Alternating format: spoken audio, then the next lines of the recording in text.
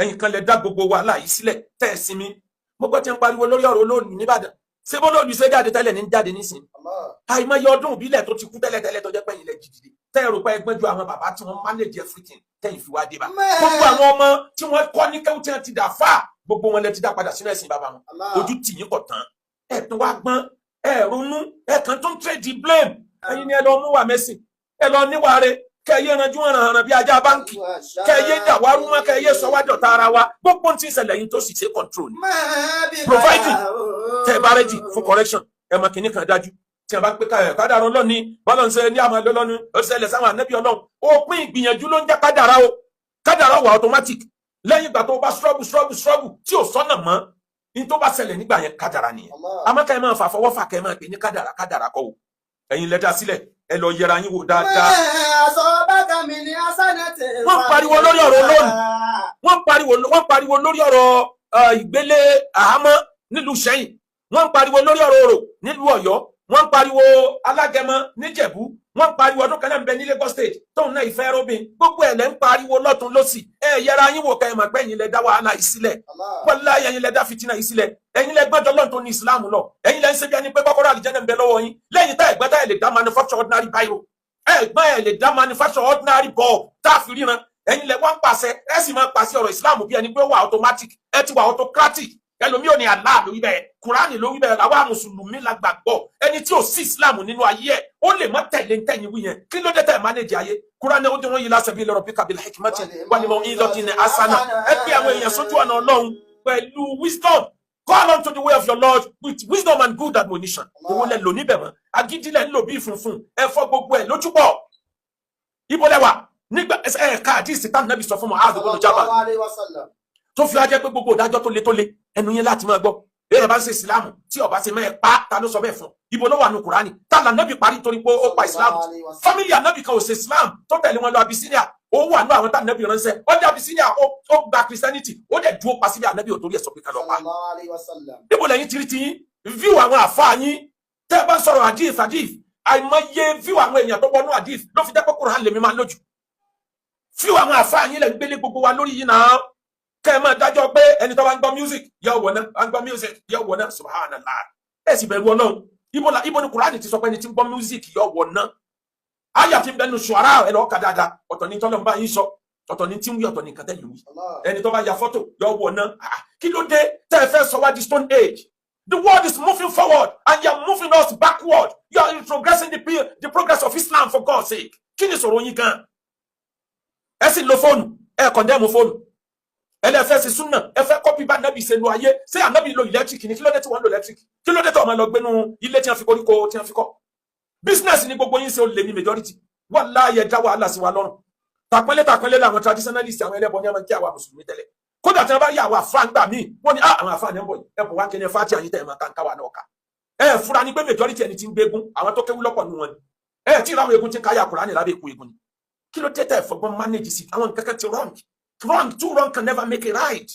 ẹ kàn wá kágídí bo orí bí funfun ẹ wá ń da gbogbo ẹ̀rú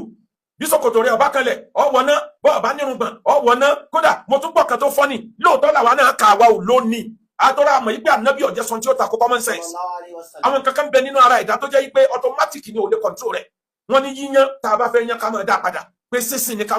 máa dúpẹ́ fọ́lọ́run lórí ẹni tó sìn bẹ̀tì yíyan ká máa dá padà torí ṣàìtọ́ọ̀nù ló ní yíyan Kùránì ọ̀sán tó jọ ànábì ọ̀jẹ̀ sọ tí ó takò common sense àtàwọn oríṣiríṣi ẹ̀yin yìí náà lẹ tú wa ká ẹ fẹ́ ká jà nísìn ká béèrè fún ẹ̀tọ́ wa lórí ọ̀rọ̀ ìṣèlú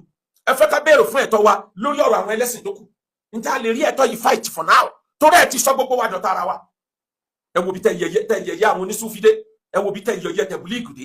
wọn yìí tẹbulíìgì sara wọn àlàáfíà tẹbulíìgì wà fún ṣòkòtò wọn yìí kanlẹ̀ lẹ́fí rò para àwọn alákatakítí tẹbulíìgì rárá ẹ wo bí yẹyẹ wọn dé ẹ wo bí tẹ yẹyẹ MSS dé ẹ wo bí tẹ yẹyẹ gbogbo àwọn àfáà tí wọn ṣe wàhálà tí wọn fi gbé Islam kalẹ̀ ẹ wo ọgbọ́n tí wọn fi pákéjì ọ̀rọ̀ àwọn eléégún tó jẹ́ pé tí wọ́n negotiate ní tẹ́gùn bá ń bọ̀ tó bá déwájú mọ́sálásí wọn pàlùmọ́ ń sìn wọ́n kálukú lùlù rẹ̀ lọ ní pé tó bá lè ṣẹlẹ̀ kó ṣẹlẹ̀ agbára tẹ́lẹ̀ ní nàdà ebi political office gbogbo yín wá ìjọba gbogbo yín wà tẹ́ ẹ bá rí olówó kẹ́ ẹ wà yín mọ́ níbi ìkẹ́kọ̀ọ́ ẹ dá wàhálà lẹ̀ tẹ́ wà lọ gbórí pamọ́ ẹ̀yin inú ọlọ́ọ̀ni ẹ̀ ní bọ́ọ̀lù dáadáa tọ́lẹ̀ ẹ dá fìtínà lẹ̀ gbogbo ẹ̀yin tá ìṣépè fáwọn traditionalist láyé jọ̀hún ibo lẹ wà lónìí ẹ jáde ẹ wá já gbogbo challenges tẹ̀lé ó tiẹ̀ jẹ́ pé gbogbo challenges yà wọn náà twist ẹ̀ ní bọ́ọ̀ bá bú mi lókè mi náà bú ọ nsàlẹ̀ ni wọ́n fi ṣe gbogbo bí ẹ ṣe ń yẹ̀yẹ́ Islam yẹn 90% ti ń sọ wà láàyè lórí ọ̀rọ̀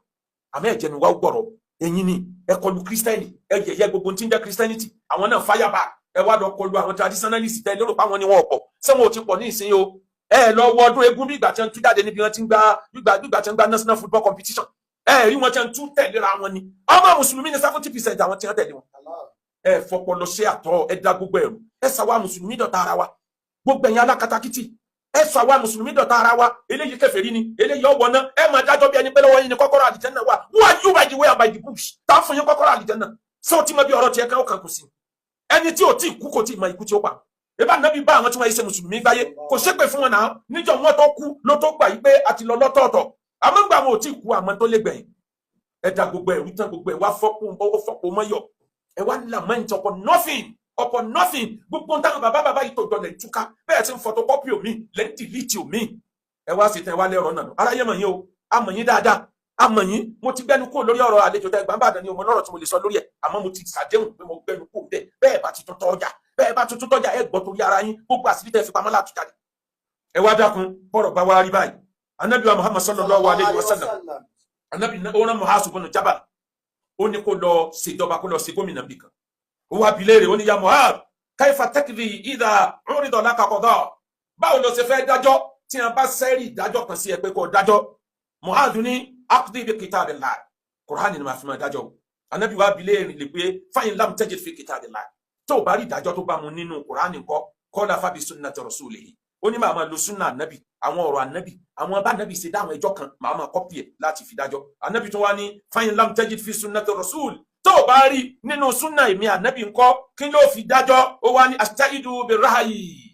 ó ní màá máa lo ọpọlọ mi láti wo environment tí mo wà láti wo àwọn táàjọ bẹ̀bẹ̀ culture wọn kí ló bá wọn mu tí mo lè sọ tí ò ní dá wàhálà sílẹ̀ kí ni ò ní sọ yẹ̀sìn tí mo gbé dání tí táwọn èèyàn mọ̀ ṣépè fún máa lo brain mi máa lo ọpọlọ mi ànábì wá fọwọ́ pàtì ẹ̀ lẹ́yìn pé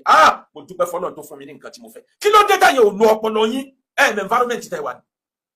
mọ bí ẹ wà pélé Yorùbá lẹ wà ní mọ pílẹ̀ ilẹ̀ Yorùbá ní sí lóòjọ́ náà lẹ change gbogbo ẹ fẹ́ change gbogbo ẹ lóòjọ́ gbogbo ẹ ló ti wá ń dànù tán lọ ẹ fi ọgbọ́n pé àwọn èèyàn àwọn ìmọ̀ràn tẹ́mi ní láti lè jẹ́ kí wàhálà yìí kó dópin number 1